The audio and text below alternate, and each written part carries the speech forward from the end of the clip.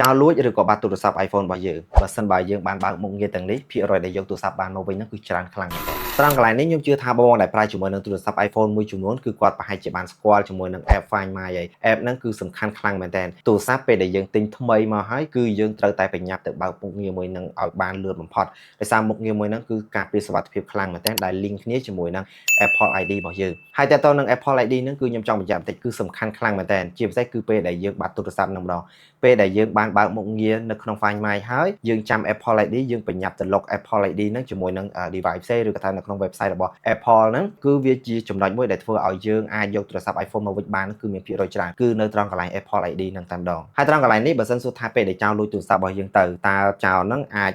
លុប Apple ID ចេញពីទូរស័ព្ទរបស់យើងបានអត់ចម្លើយឆ្លើយខ្លីគឺ 100% ដឹងតែអត់បានហើយចុះបើសិនសួរថាចេះវិញបើគេយកទូរស័ព្ទរបស់យើងយកទៅ restore ថ្មីយកទៅ set up ថ្មីតើអាចបានដែរឬអត់ Apple ID នឹងបានដែរឬអត់ចម្លើយគឺនៅតែឆ្លើយថាអត់បានដែរទោះបីជាគេយកទូរស័ព្ទរបស់យើងយកទៅ reset គ្រឿងថ្មីជាមួយនឹងកុំព្យូទ័រឬក៏ថាប្រើវិធីណាក៏ដោយទូរស័ព្ទរបស់យើងនៅតែជាប់ Apple ID អញ្ចឹងហើយបើសិនបើហ៊ានតែ restore ថ្មី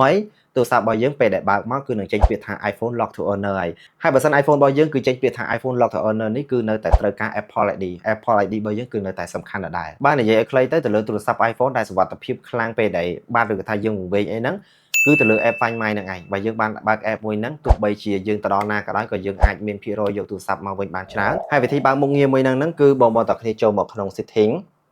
ហើយយើងចុចត្រង់កន្លែងនេះមកយើងអស់មកក្រោមគឺយើងរកកន្លែងពាក្យថា Find My នេ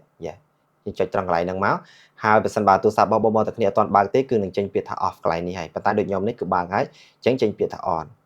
យើងចុចមកយើងចុចបើកអស់មកហើយត្រង់កន្លែងខាងក្រោមនេះក៏សំខាន់ដែរយើងចុចពាក្យថាបើកដូចគ្នាយើងចុចបើកមកហើយចំណុចមួយទៀតក៏សំខាន់ដែរពេលដែលយើងបិទទូរស័ព្ទបែបនេះគឺយើងអាចបើក control center បែបនេះបានហើយត្រង់កន្លែងនេះគឺសំខាន់ខ្លាំងមែនទែនបើសិនបើយើងអត់បានបិទទេគឺគេអាចចូលទៅបញ្ជាទូរស័ព្ទរបស់យើងបានដោយងាយខ្លាំងមែនទែននៅហាងបោះបងលឹមហេលូទូរស័ព្ទដៃហ្នឹងឥឡូវគឺគាត់កំពុងតែមានតម្លៃពិសេសជូនដូចជា iPhone 13 Pro Max ឥឡូវហ្នឹងគឺចុះនៅសល់ត្រឹមតែ400ជាងឯង iPhone 14 Pro Max វិញគឺនៅសល់ត្រឹមតែ500ជាងឯងហើយសម្រាប់ iPhone 15 Pro Max វិញក៏ធ្លាក់ថ្លៃដែរឥឡូវគឺនៅសល់ត្រឹមតែ800ជាងឯងអញ្ចឹង iPhone 16 Pro Max ឥឡូវគឺចុះនៅសល់ត្រឹមតែ900ជាងឯងយើងចង់បង់មលុះក៏បានដែរយើងមានត្រឹមតែ$50ឡើងទៅយើងក៏អាចយកទូរស័ព្ទនៅកន្លែងគាត់យកមកប្រើបានដែរគឺស្រួលខ្លាំងមែនទែនចំណែកឯកសារវិញគឺគាត់អត់ត្រូវការអីច្រើនទេត្រូវការតែអត្តសញ្ញាណប័ណ្ណ copy មួយស្លឹកហ្នឹងគឺគ្រប់គ្រាន់ហើយអត់ត្រូវការ check CBC អី normal card ពេលយូរទេដាក់ plate បានភ្លាមអញ្ចឹងវិធីបិទផ្ទាំង control center ពេលដែលយើងចាក់សោកុំឲ្យគេបើកបានហ្នឹងយើងចូលមកក្នុង setting នេះមកយើងអស់មកក្រោមយើងរកពាក្យកន្លែង face ID ចេះនេះ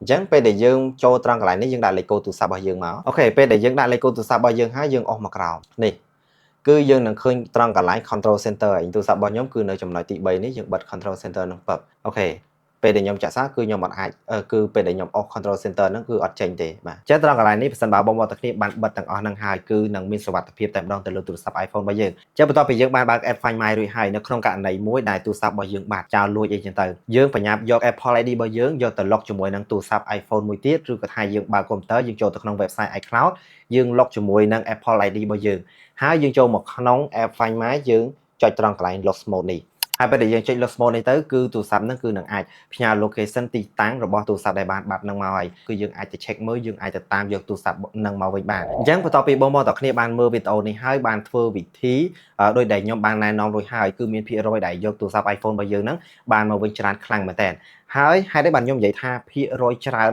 យកបានមកវិញមិននិយាយថា100%ហ្មងទៅដែលអាចយកបានមកវិញហេតុអីបានខ្ញុំអត់ឲ្យ100%ដោយសារតែ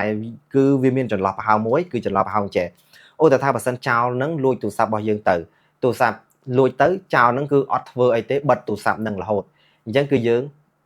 យើងមិនអាចថាទៅយកមកវិញបានដែរហើយទី2បើសិនចោលយកទៅលក់ហើយគេយកទៅដោះគ្រឿងមានន័យថាគេអត់យកទៅប្រើទេគេយកដោះថ្មលក់ដោះកាមេរ៉ាលក់ដោះនេះដោះនោះលក់ដោះអេក្រង់លក់អីទៅវាពិបាកដូចគ្នាគឺមិនអាចអាហ្នឹងអត់មានវិធីណាអាចយកមកវិញបានទេអូខេបងប្អូនទាំងគ្នាអញ្ចឹងបន្ទាប់ពីបងប្អូនទាំងគ្នាបានមើលវីដេអូនេះតាំងពីដើមរហូតដល់ចប់ហើយបងប្អូនទាំងគ្នាកុំភ្លេចទៅបើកមុខងារតាមអ្វីដែលខ្ញុំបានប្រាប់ទៅគឺទូរស័ព្ទ iPhone របស់បងប្អូនទាំងគ្នាដឹងតែមានសុវត្ថិភាពខ្លាំងជាងមុនហើយតែតើនឹងវិធីរកទូរស័ព្ទ iPhone ដែលបានហ្នឹងចាំមើលពេលដែលខ្ញុំមានពេលគឺខ្ញុំនឹងធ្វើវីដេអូមួយឲ្យពិស្ដារដើម្បីឲ្យបងប្អូនទាំងគ្នាស្រួលយល់អញ្ចឹងបងប្អូនទាំងគ្នា follow ខ្ញុំទុកឲ្យហើយទៅគ្រប់ platform របស់ខ្ញុំហ្នឹងមិនថា TikTok Facebook YouTube អីហ្នឹងពេលដែលខ្ញុំទំនេរគឺខ្ញុំនឹងទម្លាក់វីដេអូតាក់ទងនឹងវិធីរកទូរស័ព្ទ iPhone ដែលបានហ្នឹងចាំជួបខ្ញុំវីដេអូក្រោយ